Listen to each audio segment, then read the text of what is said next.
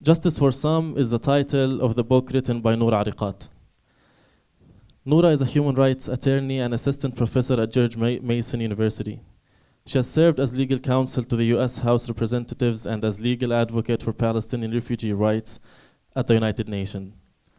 Noura's research interests include human rights and humanitarian, refugee, and national security law. She's a frequent commentator with recent appearances on CBS News, Fox News, and NPR.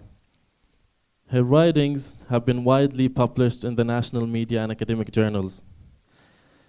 The title of the book has special meanings in the Palestinian mindset. We're almost experts by default in determining whether international law is just or not. We're also daily experiencing what justice for some means. We aren't allowed to use some roads, we suffer from checkpoints, we lack our right of freedom of movements while others do not. This is justice for some. The question here remains whether international law is just or not and whether Palestinians still believe in it or not. I would like to thank you on behalf of Qattan Foundation for attending this event tonight. This book launch today lies under the many events that we host by inviting authors, writers, human rights activists, and artists to present topics essential for the Palestinian cultural scene and the Palestinian cause. We try through such activities to encourage the critical thinking about our living situations, trying to create alternatives for a better future. Please follow us through our social media to know more about our events. Thank you very much. Noura, the floor is yours. مرحبا ومساء الخير.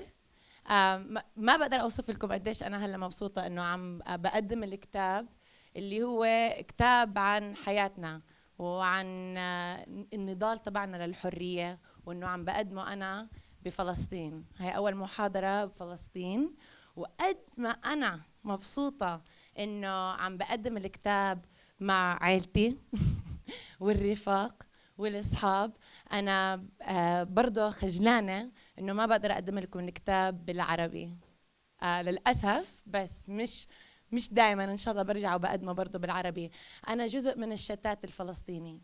نحن 66% من الفلسطينيه هو جزء من الشتات، فهيك بنحكي انجليزي، برتغيز، اسباني، في منا بيحكوا صيني، روسي.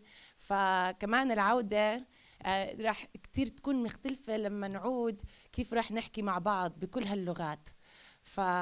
ومع ذلك حتى لو إننا ساكنين بالشتات وما فيني أقدم الكتاب بالعربي، فلسطين هي عايشة جواتي مثل ما هي عايشة جوات كل فلسطيني، وهي الفكرة نحن اللي منغذيها بين بعضنا اللي بتخليها تضلها تعيش وبتخليها فكرة. حتى لو اللي مش شايف، اللي مش شامم ريحة فلسطين، اللي مش مثلي، صح له أنا بوصل على فلسطين ما عندي هوية، بوصل مغامرة كل مرة على الفيزا. فأنا محظوظة كتير إني فيني أرجع باستمرار وأدرس وأتعرف وأخلق علاقات، وفي كتير فلسطينية ما عندهم هذا الحظ.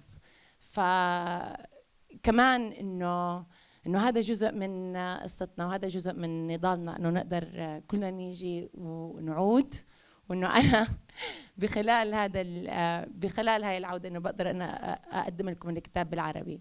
بس هلا راح أقدمه بالإنجليزي، وكتير مقرف لغة الإنجليزي خاصة باللهجة الأمريكية، فبدكم تسمحوني تغفروا لي من هلا إنه قاسي وعنيف. فبس بدنا نقلب، حضروا حالكم. So maybe if I count to 10 it'll help prepare you for this accent for the next 30 minutes or so.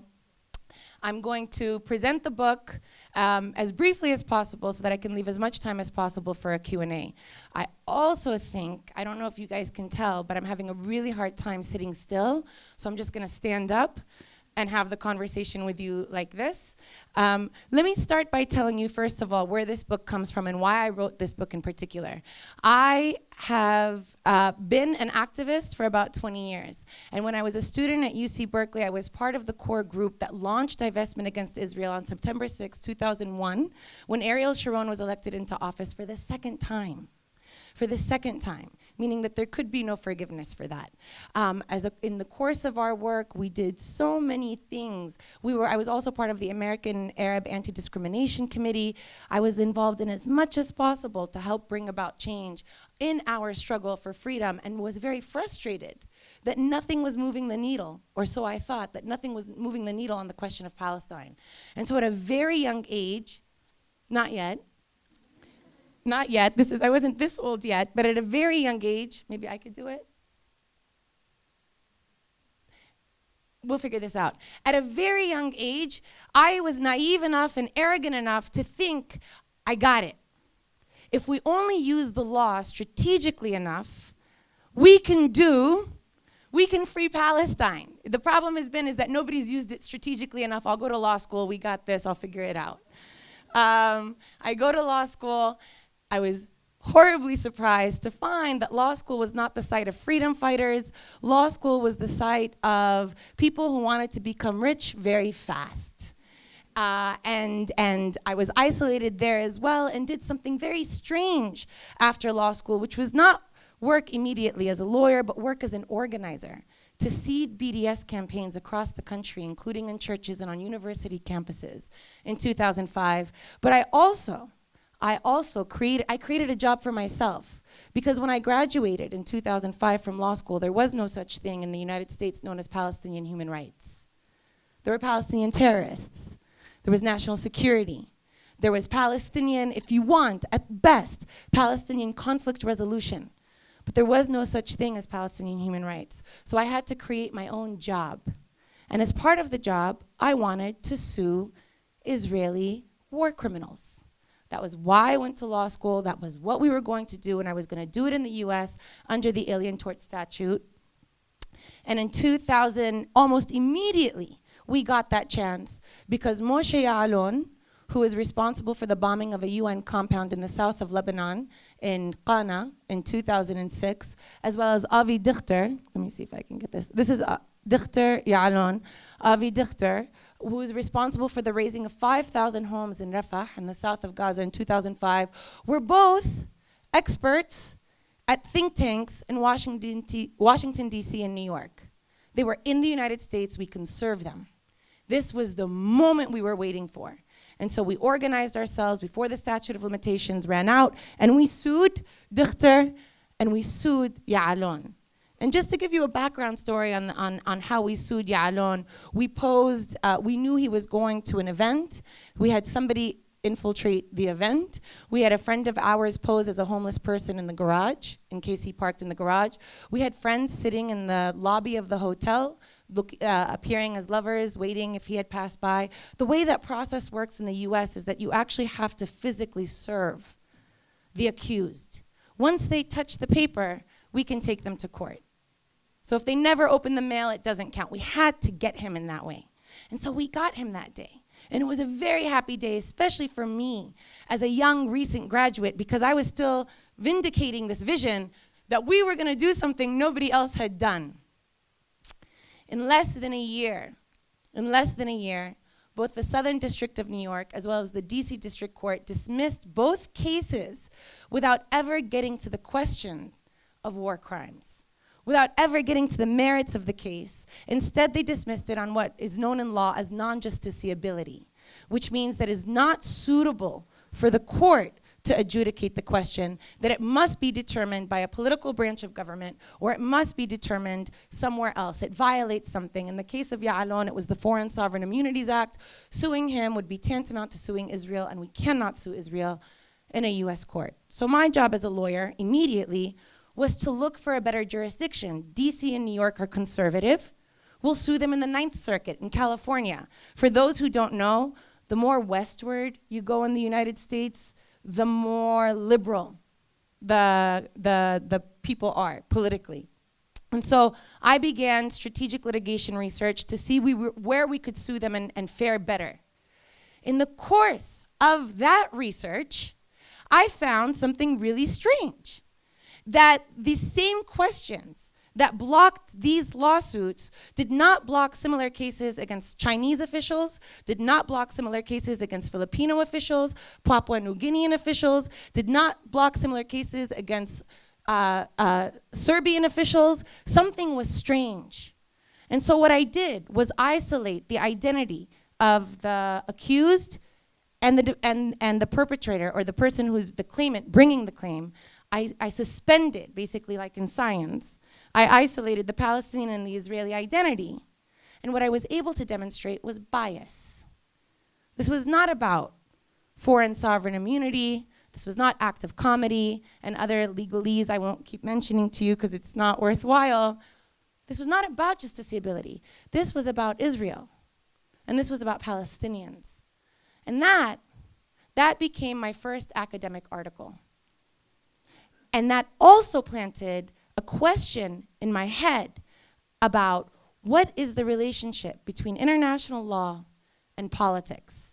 Now, mind you, it was just a question. It was a small seed at the time.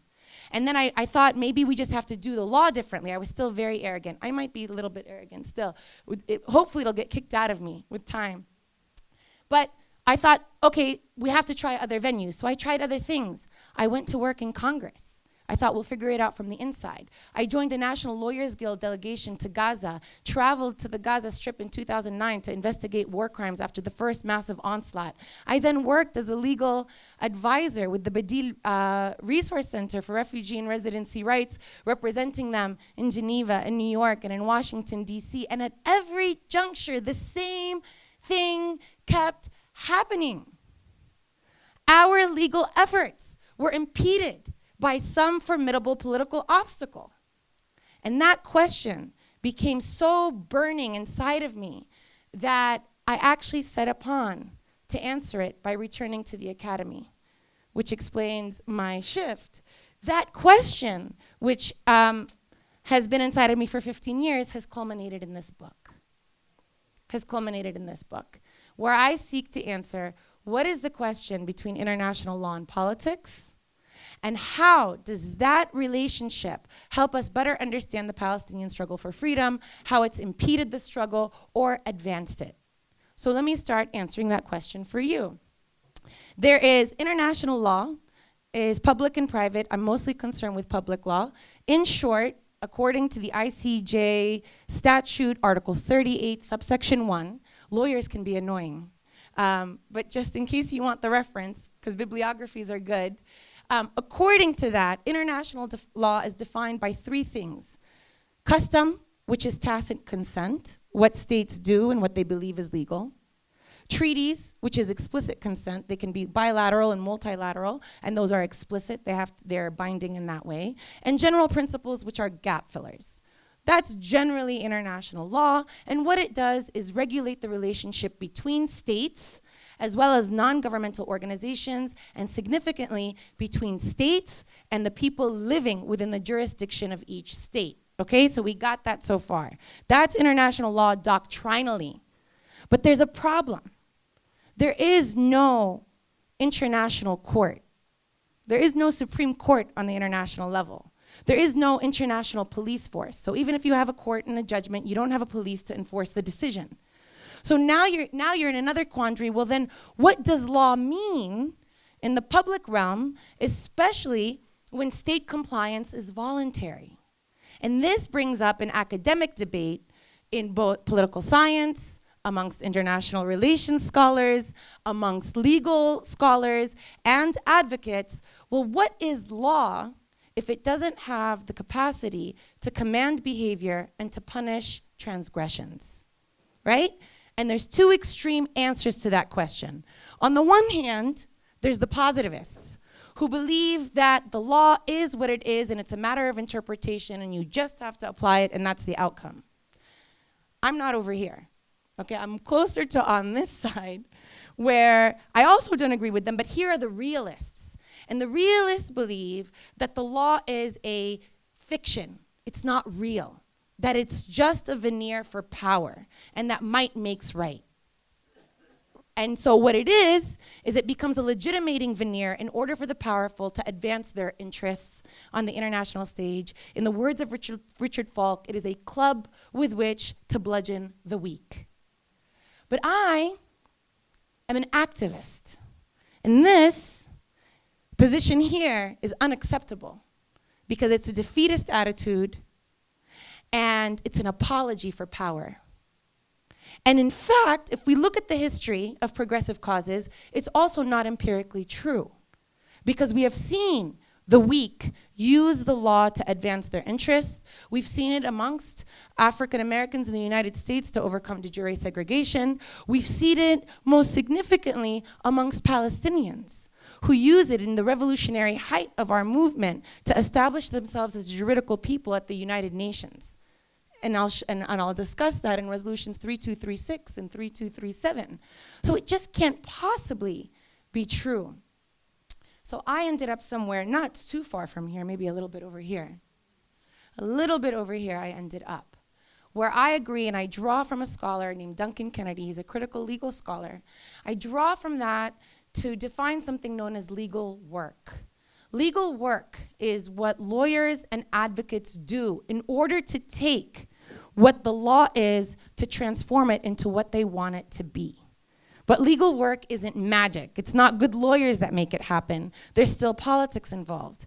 And so here, let me answer the first question for you.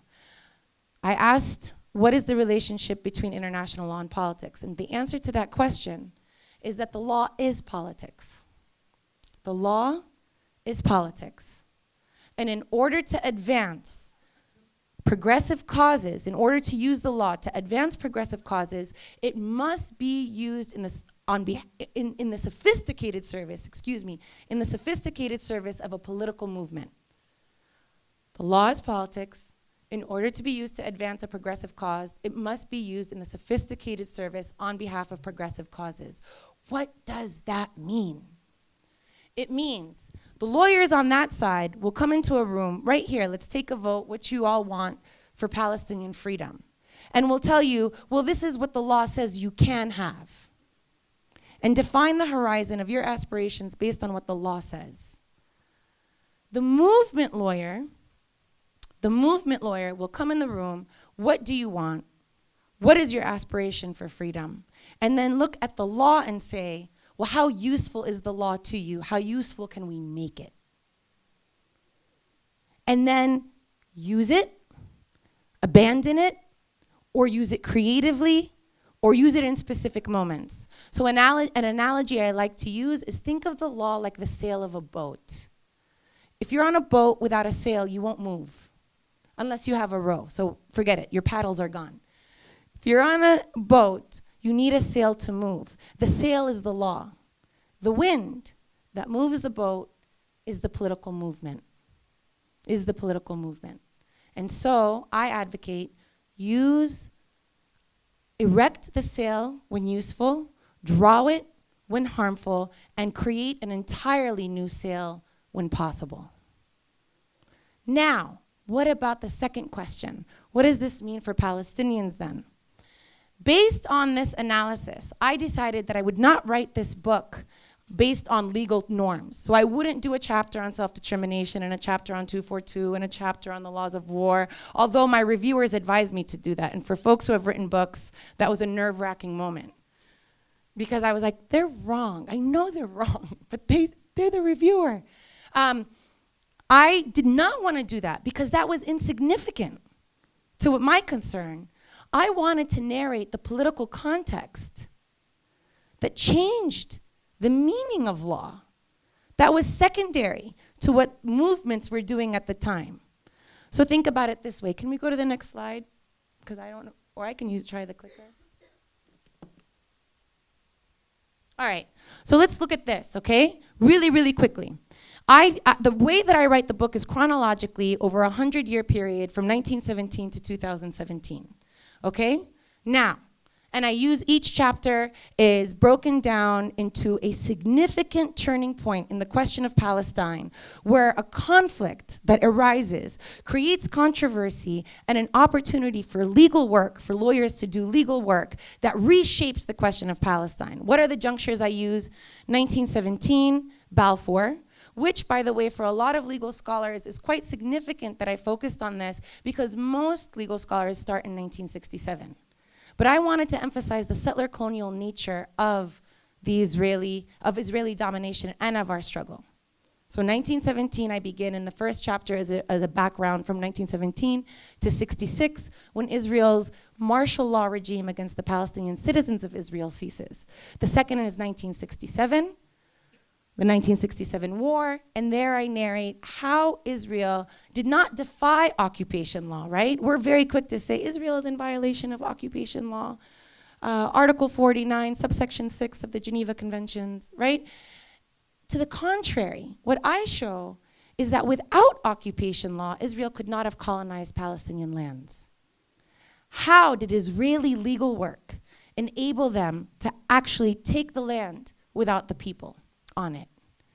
Chapter 3 is precipitated by the October 1973 war, and that's the heyday of Palestinian resistance. This is the moment that Syria and Egypt make clear that they are not going to go to conventional war with Israel, and it shifts.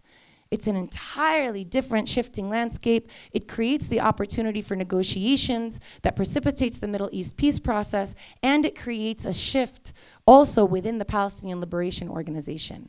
And it's in that context when Palestinians go to the UN, establish themselves as a people, pass Resolution 3375 declaring Zionism as a form of racism, and it's also when they help create a new set of laws of war that regulates guerrilla combat and changes guerrilla warfare from terrorism into legitimate warfare. We did that.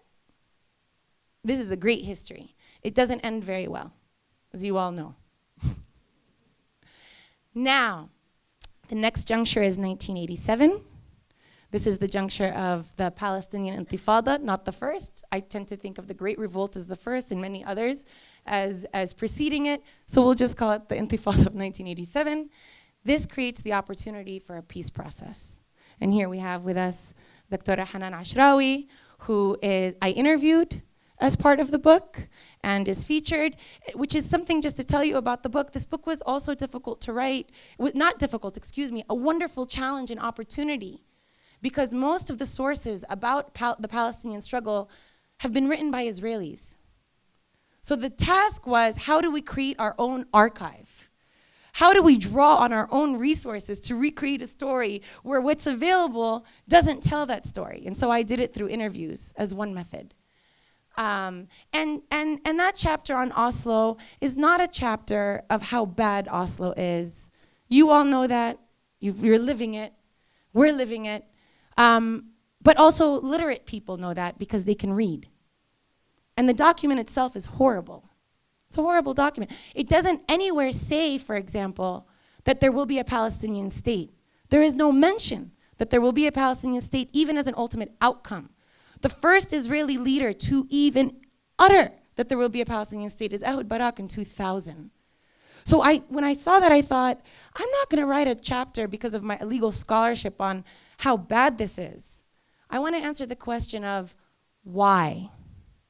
Why did the PLO enter into this agreement?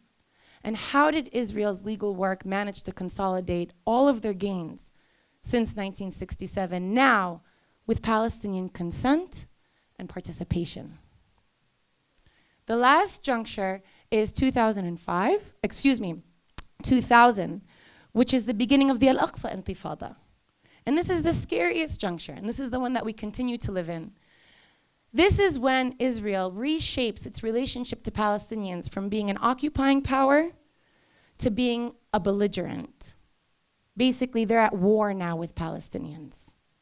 And they change the laws of occupation into the laws of war in order to expand their own right to use military force and to diminish the Palestinian right to respond.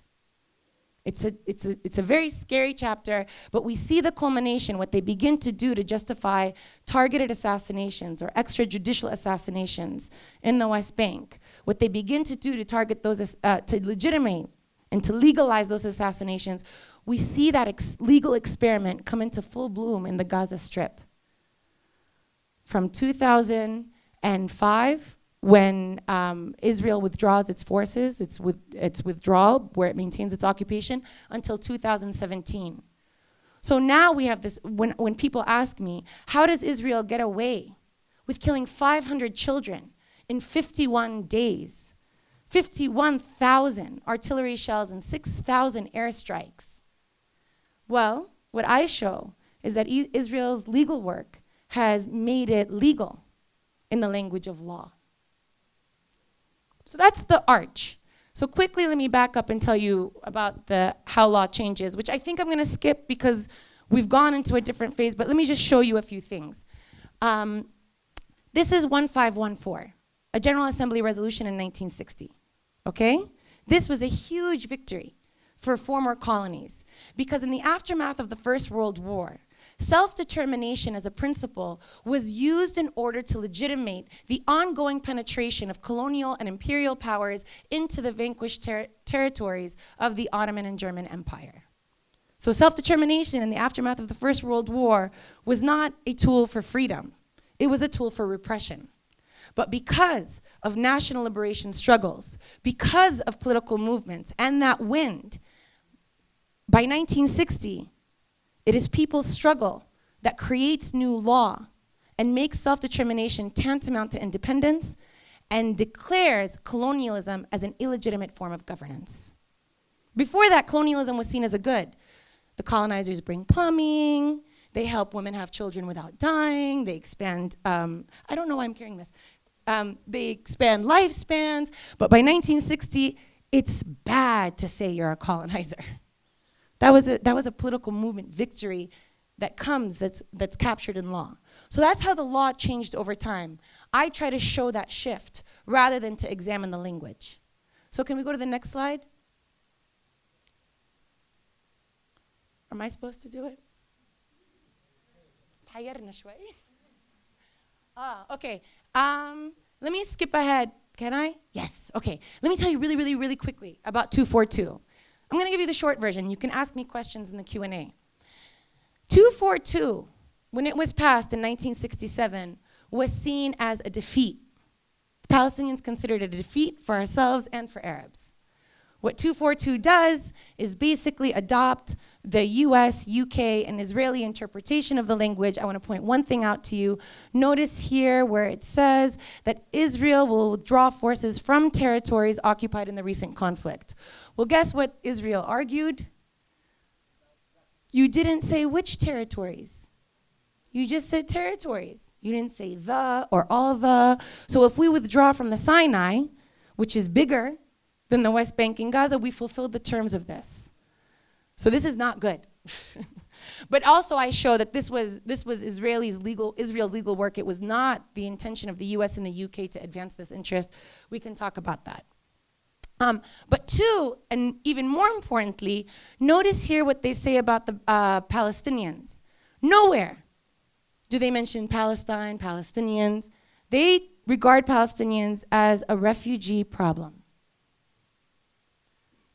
It's a juridical erasure that continues from the Balfour Declaration, when the Balfour Declaration and its incorporation verbatim into the Palestine Mandate in 1922 basically advanced an idea that this was a land without a people for a people without a land. Golda Meir in 1969. But when in law, to say that it was a land without a people was not to say that there were no people. Mashallah. We're here, but we weren't a political community, which meant we didn't have the right to independence. That was the first juridical erasure. We've been suspended in that. 242 reifies that. So two things about this. Number one, the PLO rejects this. Well, Palestinians reject this, but they come to adopt it verbatim in 1988. when they declare independence. When Palestine declares independence, they adopt 242, they adopt 181, and now they transform this tool of defeat into a tool of resistance.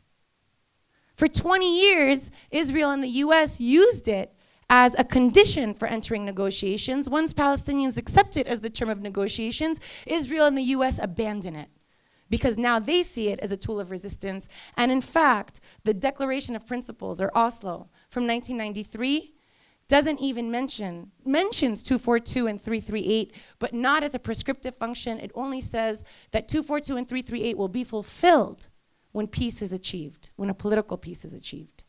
Okay, so that's it for the lesson on how the law changes over time. All right, now let's go back. This is a high moment for us. That juridical erasure I just told you about, when they say we didn't exist, well, in 1974, the PLO goes to the United Nations. And actually, before Arafat arrives, pass resolution 3237. Oh, no, after Arafat leaves, excuse me. Lay the groundwork, invite Chairman Arafat in 3210. Should I just drop the numbers? Invite the chairman to address the UN, which was a huge achievement because no non-government entity had ever addressed the entire plenary session. So this was we already knew that there was legal work going on. Then passed 3236 and 3237 that affirms that Palestinians are a people, not just a motley crew of refugees in the Arab world that can be absorbed in any other Arab country, and declare that the PLO is the sole and legitimate representative of the Palestinian people. We basically affirmed our existence. This was a huge victory. And 3236 was also a way to evade the terms of 242. It was a corrective to 242. And we continued to advance in this revolutionary moment until Oslo, when, as part of the conditions of entering Oslo, we abandon almost all of the legal achievements that we had achieved in this moment, in this revolutionary moment. We renounce the right to use force. We could debate whether we should do that or not. I'm just telling you the story. We renounce the right to use force. We rescind Zionism as a form of racism, and we use 242 instead of 3236. And I start to answer the question of why. So, regardless of what I tell you in this story, everybody wants to know and ask me, all right, well, now what? Right? Great, we know this, we live it, well, now what? I have to tell you, I don't have an answer. If I had an answer, I wouldn't be a professor in the academy. I'd be doing other things. I'm trying to ask questions. And so what I do at the end of the book is I provoke questions. I want us to ask, to just think about this differently, to help us get out of what we're in. And those questions that I ask are quite provocative, and I hope, and they'll make some people angry.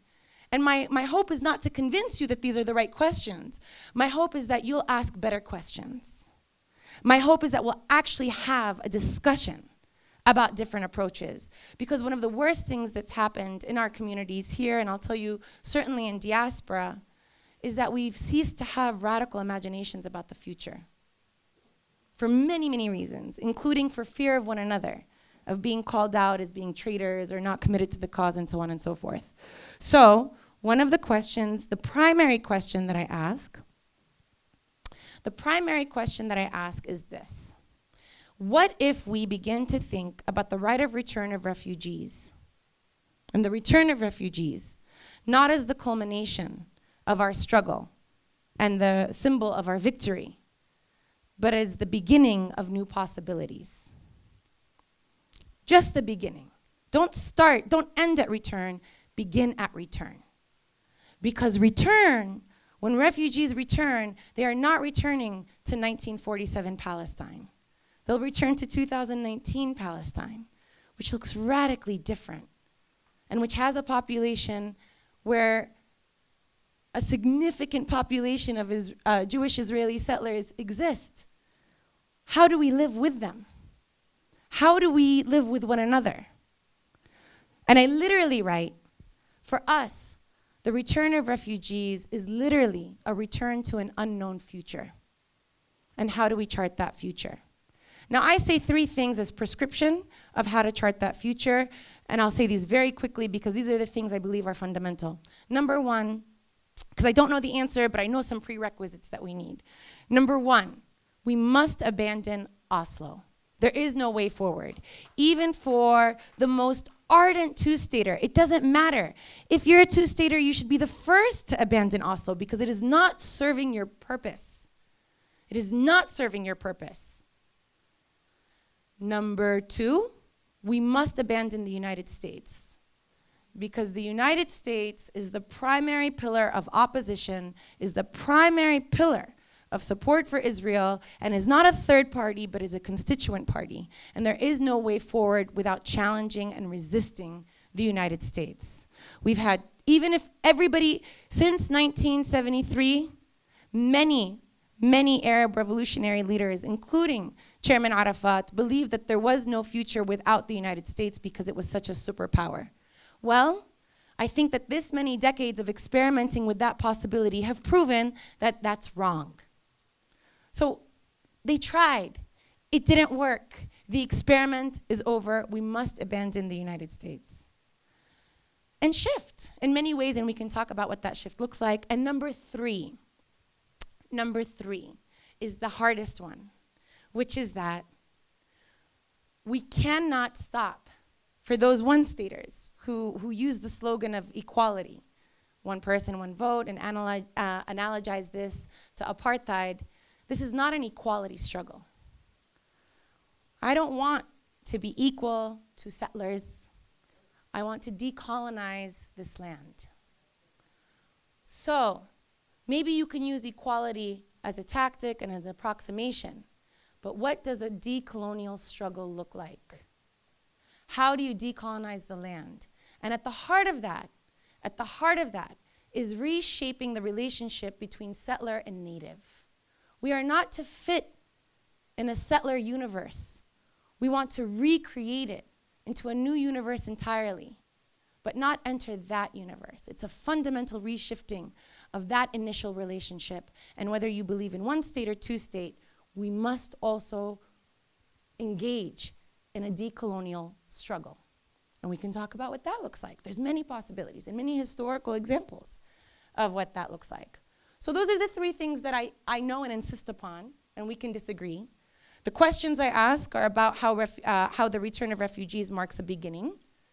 And the other questions that I ask are in the book, and I'll end by just reading from the book. And then I'll sit down. حتى ما بعرف قديش طولت متأسفة، ما حدا كان عم بيقول لي إني مطولة، قصرت، خلصي.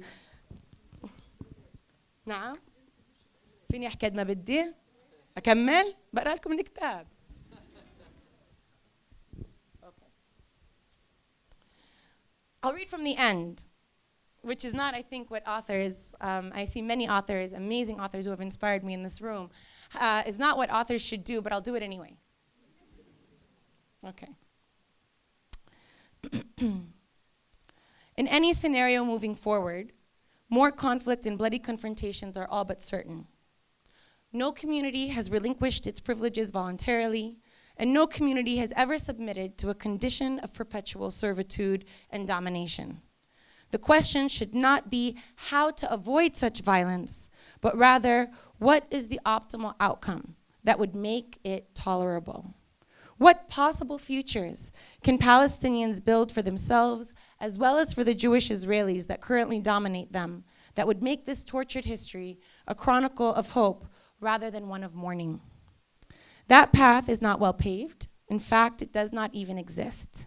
Embarking upon it is a commitment to build new possibilities for decolonization and freedom more generally. It is primarily a commitment to ask different questions. The future of Palestine has the potential to provide new models for humanity, including legal orders that can make us whole, ones that Europe has not been able to deliver.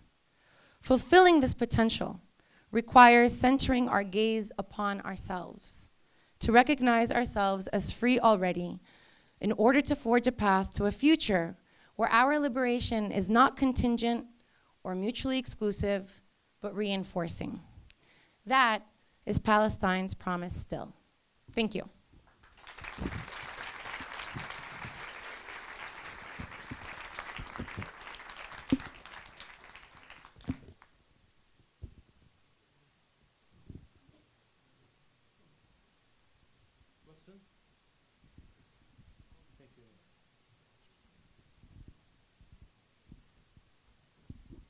Hello, hey Noura, welcome.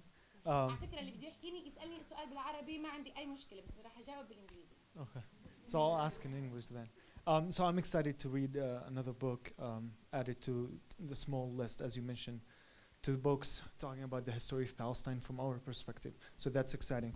So I want to ask about the role of legal work and law when it comes to quote-unquote revolutions, because most of the time when we hear about those, we hear about the grassroots movements and political activists. For example, in the African American movement, we hear about Martin Luther King and all of these activists in South Africa and India, and here as well, but we never talk about that legal work, if that legal work contributed. And if you see that it can contribute here as well, how?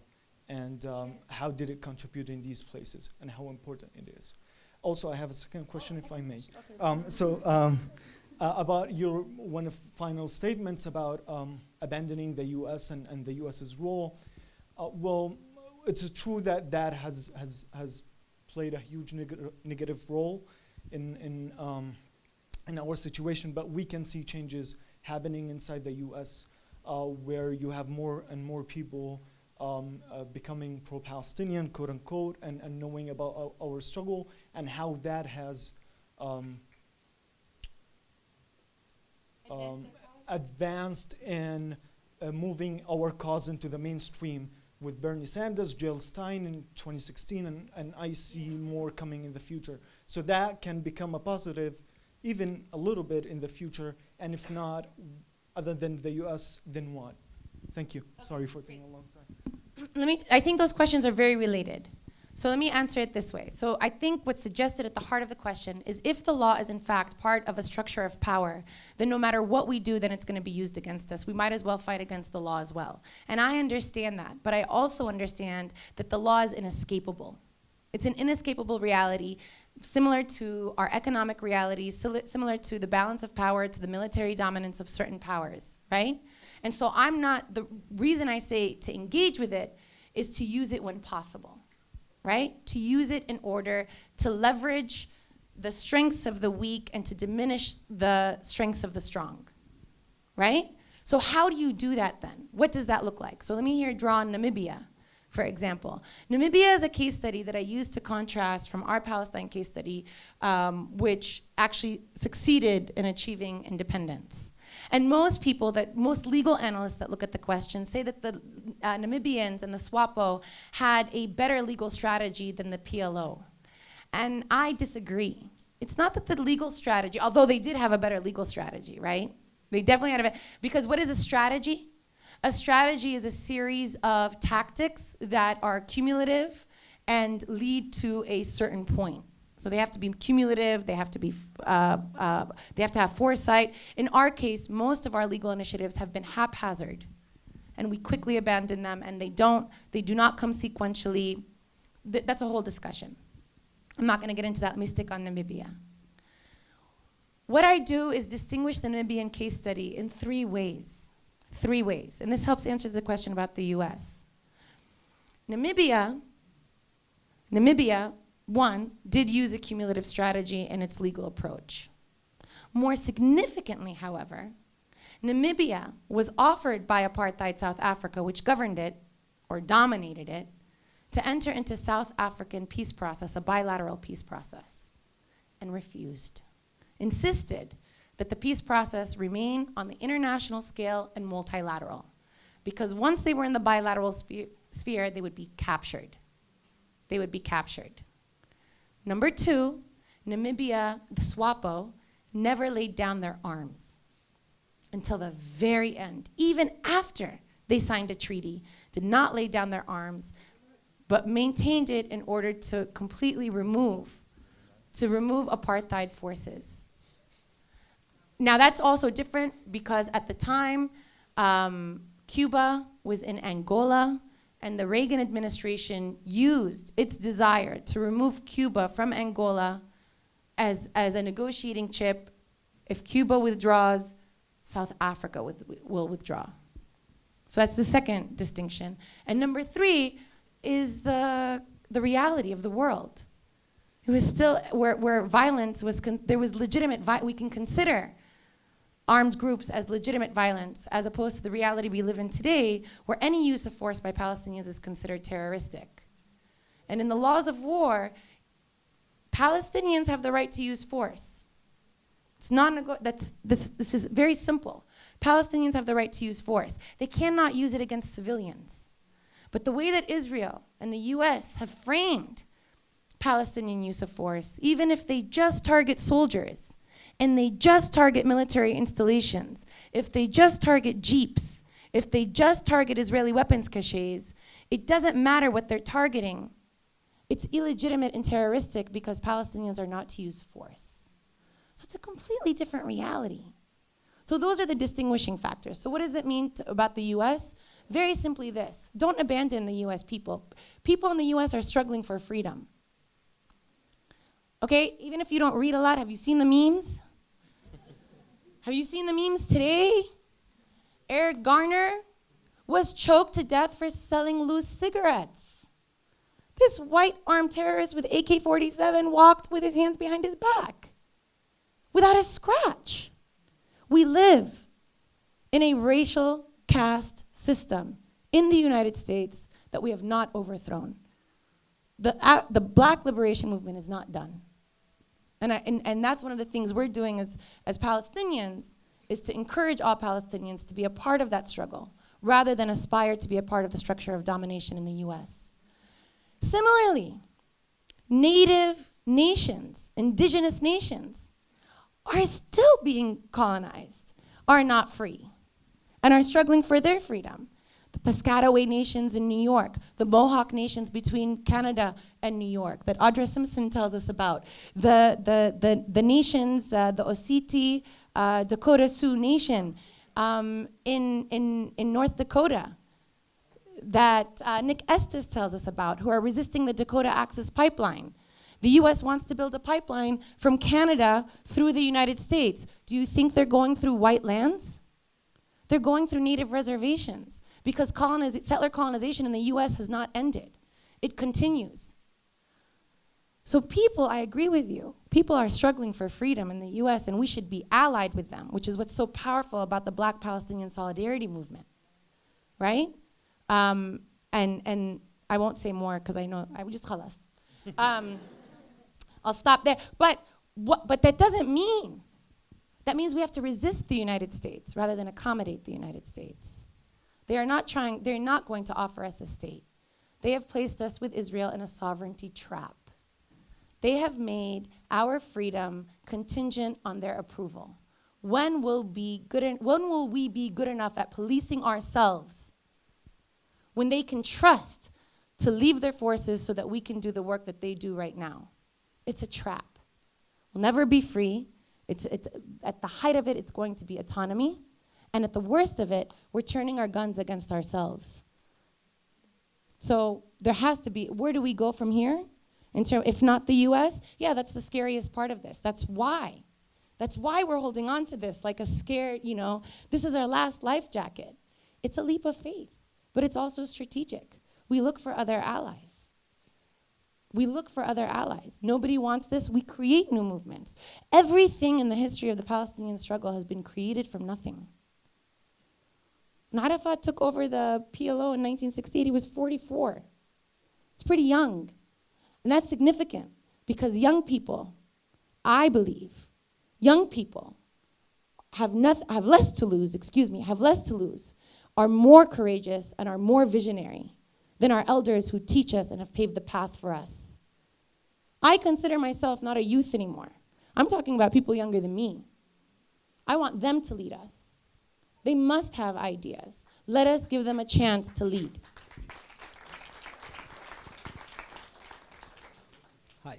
Good evening, everyone. Good evening, Nora.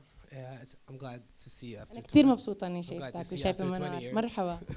Thank you very much for. بقدر أقول للعالم كيف بعرفكم؟ Yeah, please. أو أنت قول. It's up to you. Actually, I think it's part of like Nora's introduction when she introduced herself as an activist and when she started the law.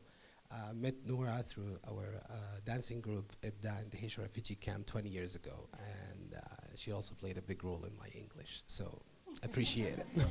أنا رحت أعلمهم إنجليزي، أنتوا بتعلموني إنجليزي. Thanks. Yeah, considering the ideas that you have mentioned and considering the narration that we as Palestinians have been taught for several years, I think that we have always tried to learn about history through others, not through ourselves, because we do miss an archive. We do miss of understanding, for example, the resolution of 194, that the United States is the one who's applied this resolution to the General Assembly that we are cheering for. It's applied by the United States. And it was rejected by the Arab countries by then in the General Assembly. The other thing is to judge the history mistakes that we have made, if we want to call it today mistakes like Oslo or hanging with the United States to be the one who achieves peace, to judge it from now, I think it's another mistake that we're making because we have to put ourselves in the conditions that we're at that moment. Why did we have to make a decision that is wrong? And we know it's wrong to recognize the right of Israel to exist in 1993, which lots of Israel academics, military, and everyone that says that it was the biggest accomplishment of Israel to make the people that we're occupying admit that we have a right to be and to exist. The other thing is, considering international law and how it works, I think we've been like mostly looking at it as it's a double standard international law and how it works and our understanding of it. And it's, as you mentioned, it's not what you can get, it's how you can work with the international law. But for me, I wouldn't think of abandoning Oslo. I wouldn't think of that, because one of the things that you mentioned that everyone is claiming that Palestinians had no right to exist because there is no political representation for Palestinians in history, but now we do have something. We do have a Palestinian flag in the United Nations, even if we think that it's not a big thing. But basically, it's there. Usually, in the first Intifada, you would go for 2 years in prison for holding that flag. The other thing is that I thought that I would see it in your book, or in one of the resolutions that I mentioned, is international law in thinking. I would think of Israel admission resolution to the United Nations in 1949. Yeah, I'm going to the question.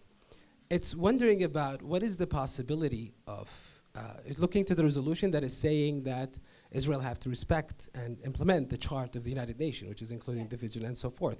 What is the possibility of kicking Israel as a start from the United Nations membership? So let me answer those 3 questions really quickly.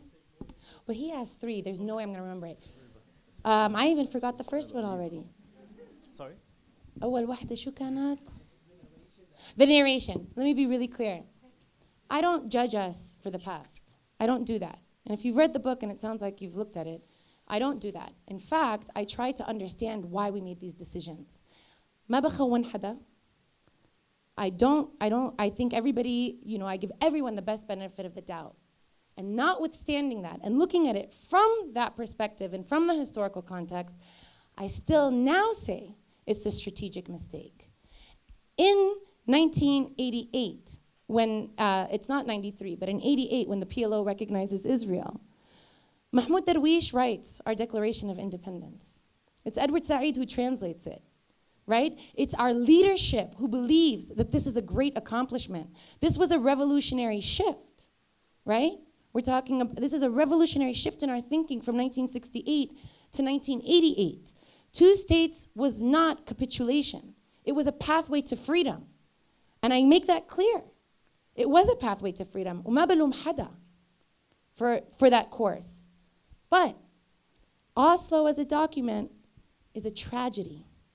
And Darwish resigns from the PLO. Not all the membership actually attends in the PNC to approve it against legal advice at the time. I think the attorney's name is an Egyptian attorney named Ta'ash, tells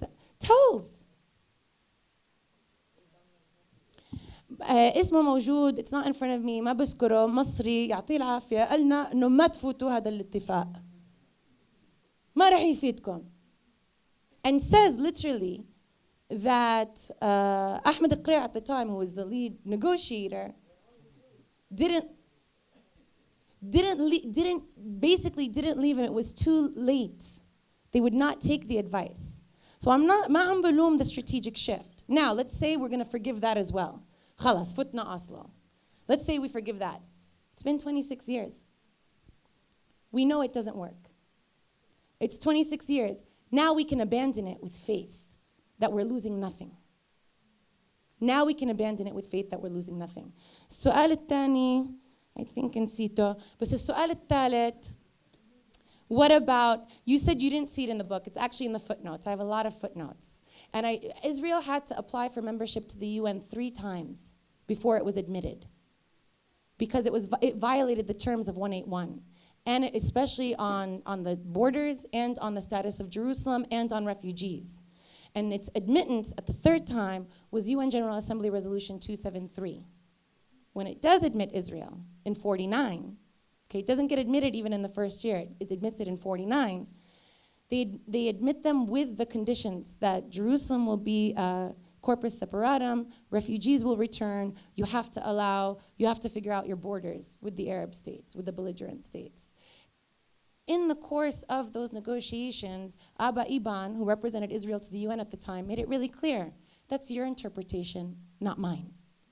So has been doing legal work from the very beginning. Now, can we do the legal work where we use that on our behalf? We can do everything. The sky is the limit of what we can do. And yet we're not doing everything. As I travel here, even in this crowd, I have to tell you, the thing that makes my heart grow and continue to practice the politics of hope is the amount of young people who are coming to listen, to talk about this book. You know how many books are written about Palestine? It's been 100 years, حافظينها. And yet young people are coming out, and that's what this politics of hope is driven by, the fact that our talent, the way that we're educated, our commitment, our dedication is unparalleled. We can do what we want. We just have to do it.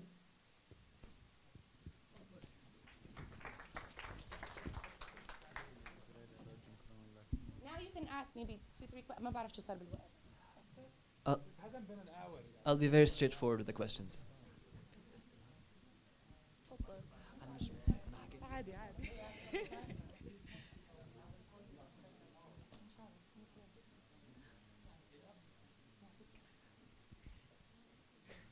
Hi, Noura. Thank you so much. Thank you so much. And that was a wonderful talk. And I'm very excited to actually read your book. And I wanted to ask, there's this wonderful paper on juridical humanity called Making Dehumanization Possible. I don't know if you've read it. Is it a paper or a book? It's a paper. But she makes, her name is Samra Asmir. So yes. She made it into a book. Okay, go ahead. Did she? Anyway, it's great paper. And she makes the argument that it's difficult to conceive of dehumanization without, unless we first accept that humanity can be given back to someone or taken away. And she also explains how, like, law, but specifically colonial ventures and law under colonial ventures, they claim the jurisdiction of humanity and use that to further twist the colonial ventures. And as I was reading that, I was thinking about how Israel, the colonial venture of Israel, has twisted the humanity of Palestinians into the law. And I was wondering, in the research of this book, and how Israel in its laws has claimed the humanity of Palestinians as something that does not need to be paid attention to. Okay. I'm going to repeat that slightly for the audience, because I'm not sure it's clear for folks who haven't read Samra Asmir's work, which I recommend that you do. But she makes a very compelling argument that basically the whole concept of, juridical humanity, that we become human through the course of law and the recognition of law, where we shift from, some savagery and unknown terrains into a humanity that is managed by European Enlightenment ideals, has actually become a way to oppress us, right? It's a form of inclusion only to exclude us. I actually do use this in the book as well. So I depend on her. I think it's fantastic. I agree with her. And she's not the only one that's thinking about how are people included only to be excluded and dominated. It's the story of most native populations. That's the work I mentioned Audra Simpson. I also want to mention Glenn Sean Coulthard. I also want to mention Alfred Taiyaki, who write about how bad it's been for native populations to be recognized by the settler sovereign, only because it gives the settler sovereign the capacity to dominate through legal means, right? And Israel has done that, absolutely. Israel has done that and mastered it, which is, what I show in the course of, also it becomes the most obvious. The moments when Palestinians are actually able to advance our cause, when we are able to advance our cause. It feels so good to say that in front of you.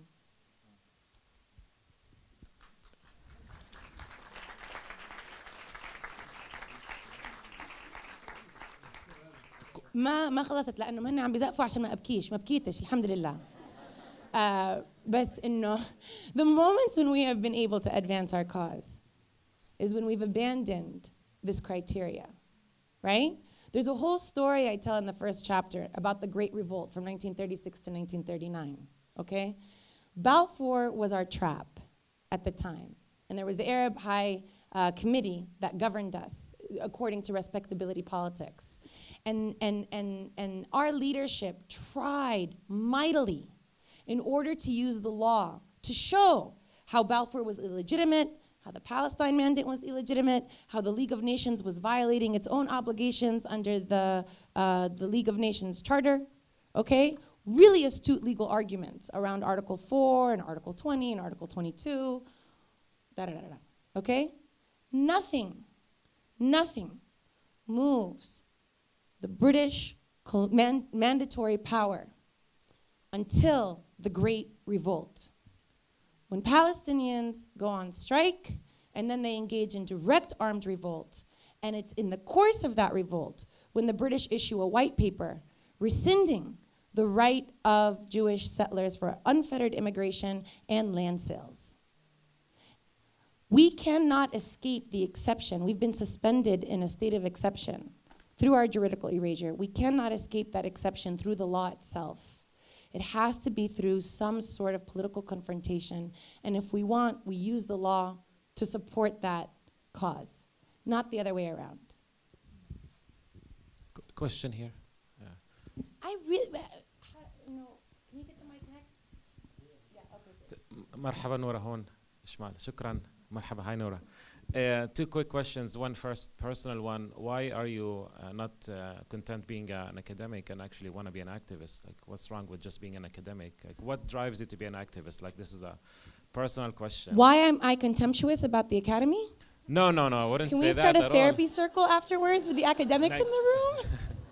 Okay, so that's but I'll tell you about that. Quick I'll tell you about. I love being an an academic. It's the best no, job on earth. I want to see how you connect both your activism and your academic career. Secondly, on activism, the condition of activism here is very bad right now. Like internally, the PA is not interested. Boycott doesn't happen. The middle class in the West Bank is rising. No one is interested in any kind of turmoil or resistance or anything like this. Externally, BDS is mired in controversy and anti-Semitism.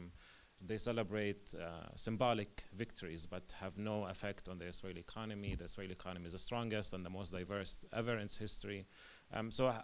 We need to also be honest about our own activism. Where are we and how are we actually working together toward actually making a difference? And we are not really making a difference through our activism. So I'd like to hear from you. Like, what do you think about that? Wow. Easy questions, thank you. Academics, anyone need a hug? I'll tell you this much, I am a scholar activist. That was something that I struggled with for a long time, because one of the ways that the academy tries to delegitimize work where you speak for yourself is to say that this is activist and not scholarship, right? Because you're too close. كتير قريب على المادة. لازم تبعد. طب مين أبعد شيء عن المادة تبعتنا؟ الأبيض اللي مش عايشها. صح ولا لا؟ Which means, and we've seen this over and over and over again. I've actually written with co-authored pieces with white male colleagues we've co-authored the piece.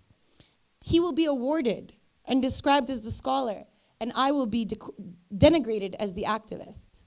Now, mind you, I say this as I'm very happy. They've got it wrong, I got it right, right? knowledge production for the sake of emancipation is so critical in our struggle, and it's also activism. Activism doesn't take one form. The fact that I'm in the academy and that many people in this room are in the academy working on this emancipatory knowledge production, where we get to change the terms. So which brings me to the second issue that you mentioned.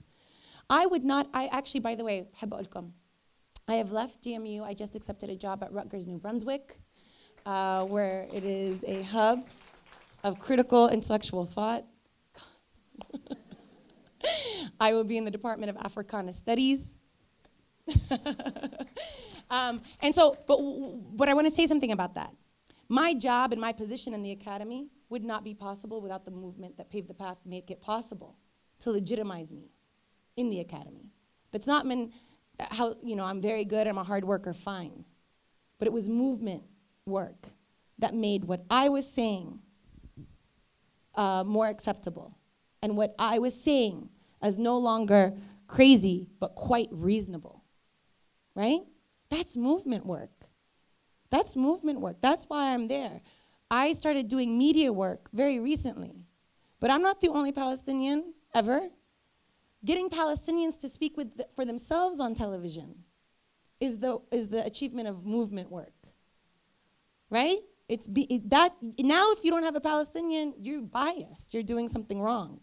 And we're still working on that. And the last thing, so this thing about what is the state of activism? What are we doing? You cannot measure. And this is something that I've learned. Can I say this? I think I'm older than you. I'm going to use my elder card.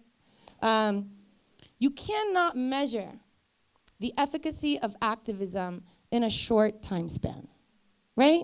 So if I look at activism and what it did in my 4 years at Berkeley, okay, from 1998 to 2002, I felt like we weren't doing anything. And when we launched divestment in 2001, people thought we were silly kids who were irrelevant on the margins of the entire discussion. That movement spread across campuses, has been adopted as a national movement, at least by civil society, has now grown so significantly that Congress, US Congress, wants to criminalize boycott, a protected First Amendment speech, right? The holy grail of US constitutionalism, wants to criminalize it and impose $250,000 fine.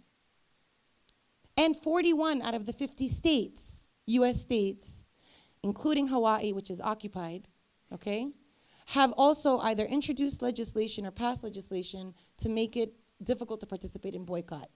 You can't tell me we're not doing something right. You can't tell me that. If I took those 4 years and I expanded it to 20, we've done a lot. And if you take any incremental time space that you have and expand it, that activism is cumulative. It builds up. The fact that Congresswoman Rashida Tlaib, Congresswoman Ilhan Omar, Congresswoman Alexandria Ocasio-Cortez are in the House of Representatives, that we have 2 members who are supporting BDS, that is a movement victory. That is a movement victory. That is our work. So I encourage, it depends on how you see time and space. I'm in this for the long haul. I'm in this for the long haul, right? And by the way, so last thing, I know I'm long-winded, I'm sorry. But I was told I don't have to worry about time. Let me tell you something. I got to the end of the book, and I was basically, after, this almost killed me to write this. It's a long story. That's a different discussion. And I was faced with the same 3 solutions that Palestinians have always had. From 1947, the UN Special Committee on Palestine presented 3 solutions, okay? 2 states, one for the Arabs, one for the Jews, a binational state, a state with, each of us has our national rights in one state, and a federal Palestinian state with strong minority protections for the Jewish minority. Those have been the 3 political options on the table since 47. Here I was, after almost killing myself, about to present the same 3 options, and I said, oh my God, I can't. We already knew this before I knew this before I started. And I had a friend of mine, a movement attorney, who is a co-founder of Law for Black Lives. on behalf of the Black Lives Matter movement. Porvi Shah, I'm gonna shout her out because رح نجيبها على فلسطين إن شاء الله. She was with me at home and she said, Noura, you need to take a break and you need to read some Afrofuturist literature. Anybody know what Afrofuturism is? Okay. I was reading Octavia Butler at the time. It was right next to me. And I told her, I said, Porvi, you're my good friend. You have to go home now. Because I need to finish this book and you want me to waste my time. And I woke up in the middle of the night that night. I promise you, I woke up in the middle of the night and I was like, oh my God, she's right. She's right. The work, the radical work that we do is to imagine the future. And no one teaches us that better than the descendants of slaves in the United States, African Americans, and our Black brothers and sisters, and our Black family, to be inclusive of our non-gender conforming family as well, have taught us that better than that community. Why? Because there is no future, an optimal future, for Black people in the United States to return to. They keep returning to something awful. There are only optimal futures to make. And if they just accepted that the horizon of their emancipation from slavery was running off of a plantation, or jumping through the windows, or breaking their shackles, they might not have got very far. They had to imagine a radical new future and continue to aspire to it. So that's the other thing I'll tell you about activism. It's the work of radical dreaming. That is radical. Let us dream. If we just think of how do we just end this situation, it doesn't get us past a particular horizon. And we have plenty of examples outside Palestine to help us learn that lesson. I want you to go home an activist, okay? Okay, good. بس هاي خلاص. بدكم تعذروني متأسف، بعرف في كتير أسئلة. مجبور أعطيكم هالثلاث أخبار. أول خبر هو إنه مجبورين ناخد آخر سؤال، متأسف. الخبر الثاني هو نورا موجودة لتوقع الكتاب، بتقدروا تمسكوها تسألوها كل الأسئلة اللي بدكم إياها. ثالث إشي هو الناس رح تضل برا حواليك، تقلقش، رح تضل سامعة. فينا ناخد 3 أسئلة مثلا وباختصار. إذا طيب والخبر الثالث هو إنه اوكي على خاطركم. طيب فاهمينك والله فاهمينك. والشيء الثالث انه متاسفين هلا تم ابلاغي انه كل الكتب اللي كانت موجوده انباعت. متاسف للي ما اشتراش. بس بدي اعدل شغله صغيره. بنقدر ناخذ 3 اسئله سريعه وقصيره لو سمحتوا. بنبدا من هون ورا. دكتورة عريقات، شكرا. عندي سؤال قانوني. واحد، لو فرضنا انه بقدرتي قادر السلطة ألغت اتفاقية أوسلو، هل القرارات التي اتخذت ضد إسرائيل سابقا سوف تلغى أيضا؟ مثلا Zionism as a racist movement. I know it was cancelled because of the Oslo agreement, but now is this resolution reversible? Okay, so the question, this is the thing. Yes, indeed. This is the legal work. Not on its own. No law, it doesn't come back to life. No, the PLO rescinded it. In order to now reintroduce it, we would have to reintroduce it and subject it to a vote at the General Assembly. There's no reversal. There's no reversal.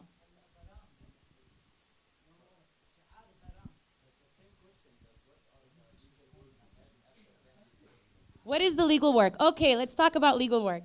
I end the book with the political futures and not, did we want to take 3 questions?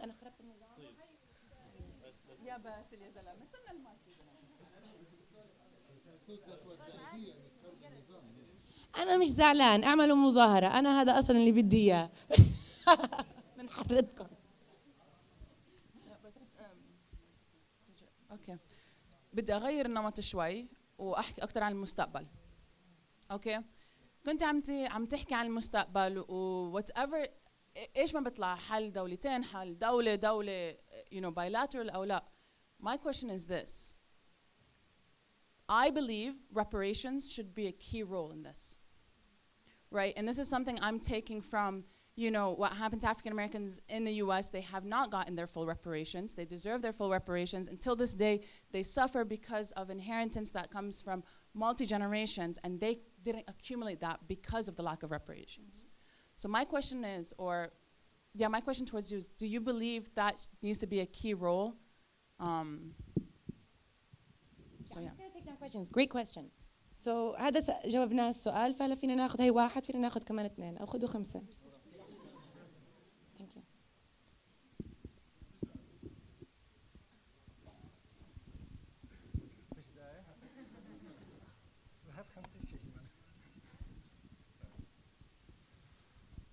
مساء الخير. So you mentioned that here, turning our guns against us.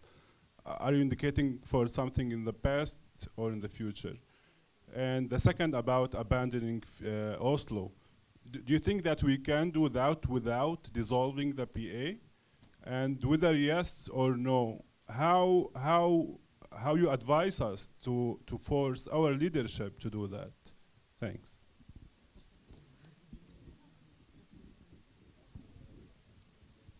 That's 3 questions in one. Shukran. I want to ask you how the Palestinian people who live in America or Europe look at the in here in Palestine. And there's the 2 second about question about what is did you face from the Zionists in America about your book? Did they pressure over you, or they are treated you or like this, or you are say that you are against Jewish, against Sami, against like this? Did you face? Yeah, Thank you. Thank you for asking.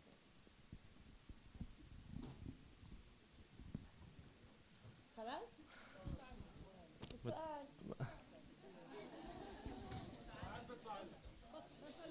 الكل بيصوت يعني انه ساعات بيطلع لها. طيب لا على السريع. أكيد. I'm curious about موضوع اللاجئين اللي قلتي إنه اللاجئين ما بننتهي فيه، ولكن اللاجئين موضوع بنبلش فيه كتير intriguing. أحكي لي أكتر. مش لازم تشيل الكتاب. Buy the book. I tell you all of it. I got all this advice about doing book talks. Don't tell them everything. Leave them on the edge. بعدين. Okay. Let me try to go through this. Reparations. Yeah, so listen, if I think it's great. Maybe then abandon, maybe the core of movement should be a reparations movement as opposed to another kind of movement. I think that's actually fundamental. And it's, for those who are in the US, just to tell you something, it's the civil rights movement, right? The Civil Rights Act of 1964.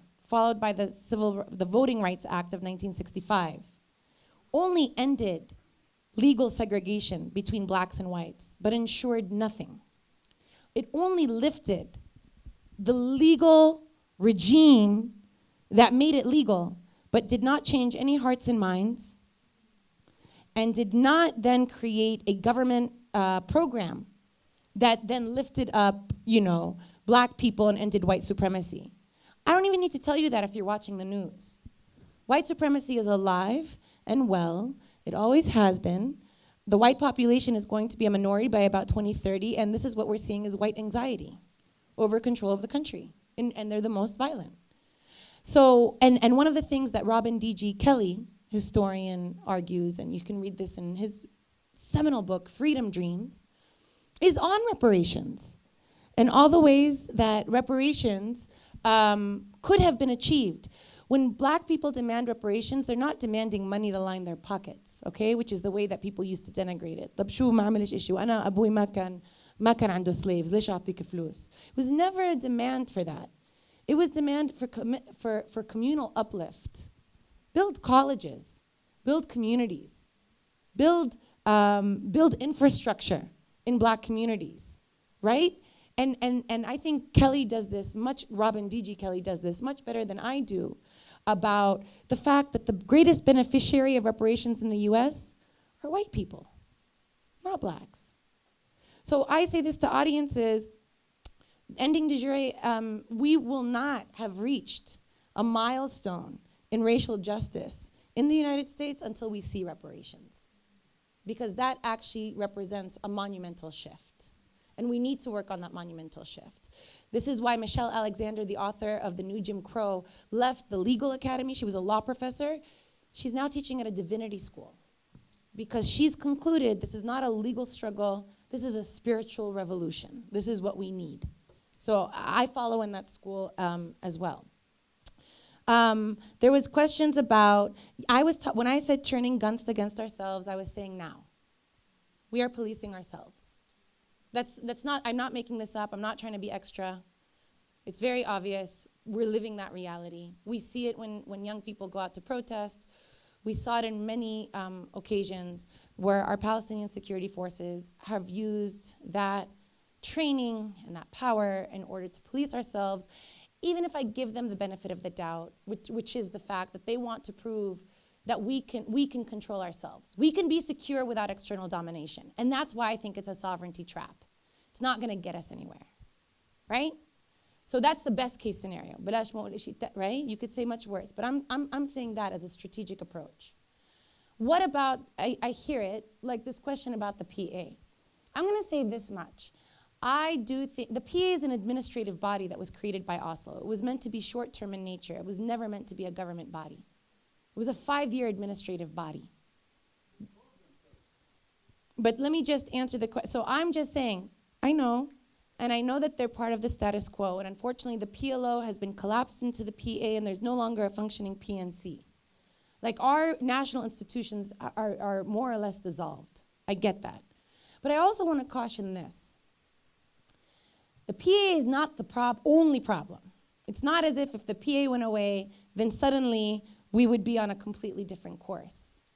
We still have a vacuum in leadership. We still have a lack of political vision. There are things that we can do and build to create an alternative so that the demand is not dissolve the PA, the demand is follow this alternative. So my advice is let us engage in the work of visioning those alternatives. Let's create something better. And it doesn't have to be leadership. There were many كتير مبادرات اللي حاولوا إنه يعملوا مؤسسة مش مؤسسة التحرير حركة التحرير الوطني إنه يعملوا من أول وجديد وإنه يصير في انتخابات. But what's the point of having a new leadership if we don't have ideas? So my feeling, and this is how I build institutions, as an activist, I also build institutions, is create the idea and let the structure follow. Not everybody's gonna agree with that, right? And people have different forms of thought. That's my approach. If you have a good idea, then the structure will build out of it, not the other way around. And I know a lot of people are doing work. ويعطيكم العافية. Everybody's working. Otherwise, we wouldn't even be able to continue to have this discussion. We wouldn't exist at all. That's my response to that. What about the legal work in the future? طبعا you didn't get the mic, but I'm going to answer your question. باختصار مختصر المفيد. Our legal work depends on what we want, right? We have a lot of options of what to do with legal work. The ICC bid, for example, I think could be so much more than it is. We're more than likely going to lose at the ICC. The ICC is not the place to vindicate our claims. مثلا. There are many reasons why. Article of complementarity, Article 17, if a country has the ability to sue itself, you cannot have jurisdiction over it. The other major complication is the fact that if we're going to investigate Israeli war crimes, each military operation is going to have to be examined individually and disaggregated from the bigger campaign of what Israel has done, right? This is the problem with law. Now, I'm not opposed to the ICC bid, and there's other reasons. Hamas is going to be immediately prosecuted, and it's much easier claims because the weapons they use are crude rocket fire that don't have the capacity to target, so that's ipso facto terroristic. Khalas, intaha. You don't have to do a lot to prove that claim. So then what does that mean with the ICC? Should we not have gone? No, of course we should have gone. The question is what we do when we go. In my opinion, if we're going to lose, I think we're going to lose as a legal question at the ICC, but we can win in the public matter. And what we should have done is use the ICC bid in order to mobilize the ground to educate how Israel commits war crimes. And we didn't do that. We subjected it, we made it a legal, somehow this professional, legal, it's just a matter of lawyers. But it should have been a matter of activists in order to educate so that we can win even when we lose. And that's what movement lawyering looks like. That's how Angela Davis got out of jail, right?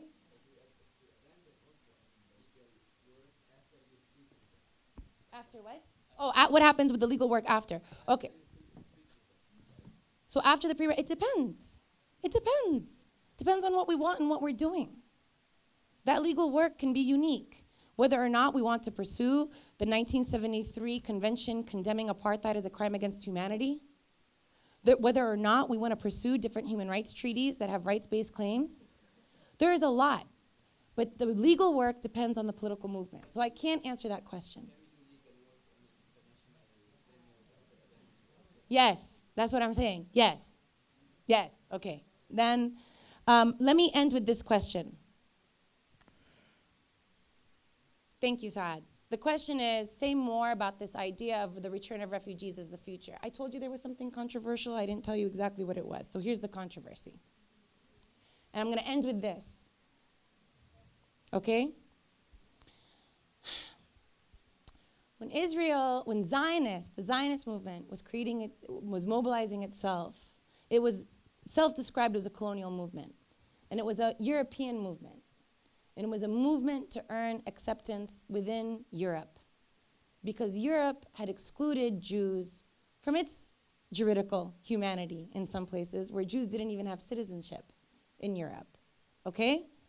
And so the movement was a response to this condition, and I would suggest reading Shireen Say Ali and Max Eil after Derrida. They have a wonderful essay on this, and it's also in the book.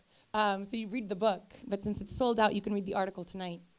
But basically that the Zionist movement was not a movement that wanted to combat European white supremacy. It was a movement that sought acceptance into European white supremacy. Jews wanted to be white, and they weren't considered white. Even European Jews were not considered white. They were ghettoized, they were excluded, they were orientalized. This is how they were excluded. And if they wanted to be white, they had to assimilate and abandon everything that was unique about them, okay? That is where I begin as the fundamental problem. So when they settle Palestine, when they begin the settler movement in Palestine, even Jews that they're now bringing into Palestine, they're forcing them to become white, right? They're forcing them to abandon their Arabness from Morocco and Algeria and Tunisia and Syria and Lebanon. They had to bifurcate. They could not be Israeli and Arab. They couldn't. They had to be Jewish. They had to be Mizrahim from the Middle East, which is a colonial moniker. They were placed on the outside of the state so that they would be the fodder, the cannon fodder for the continuing warfare that was happening. They were separated from their families. Children were kidnapped from their families and put into schools and taught European history and taught Hebrew and taught other languages, but they could not be Arab. It was a dehumanizing movement. It's why Ella Shohat, who is a cultural studies scholar, who is Iraqi Jewish, whose family did immigrate to Israel and some of them left, says that the process of becoming Israeli was a process of self-devastation, right? So what do I do with this in the book, and how do I think about this in the future? Ben Gurion said that creating Israel, that the establishment of Israel, was not a bid to become part of the Middle East. Israel would be not a part of the it would be a part of the Middle East only in geography, so that it would be a satellite state to ingather Jews, but not a state as a part of our Middle East geography, right? Which is why, even though they call themselves native and indigenous, and that's, you know, they continue to call themselves native to this land, they don't want to be native. They don't want to be native. So, and that's why they've done so much harm to Middle Eastern Jews, and that's why now we're seeing what they're doing to Ethiopian Jews, right? It's still a white supremacist movement. So two things that I suggest is, one, what do we get out of thinking about this through a racial justice lens when we cut across the native settler binary to think about what does it mean to combat white supremacy altogether? What would that look like? I told you I'm gonna ask provocative questions, okay? Just, why not? What does it look like if we think through this as a racial justice struggle? That's one. Another option that I think of is, what can we do to actually, if Israelis want to be here, why don't they become part of the Middle East? Which means rather than rejecting everything about this place, it means actually uplifting it and allowing Palestinians to show them how to become a part of the Middle East, which is also really provocative to think of.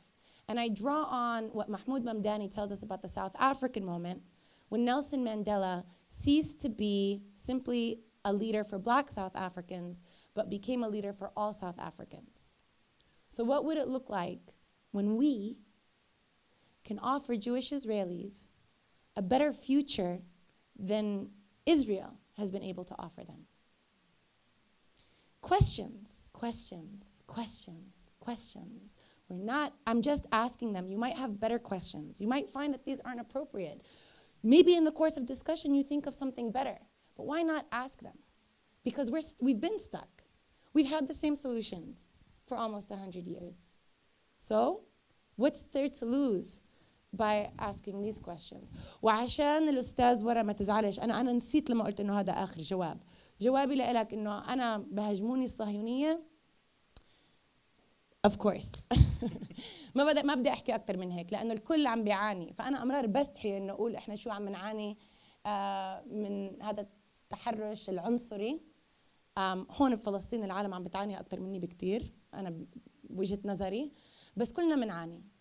كلنا منعاني. هلا there aren't any reviews that are written poorly. There's one review that was written, but I actually thought he was trying to trash me. But I read it, I was like, wow, he was paying attention.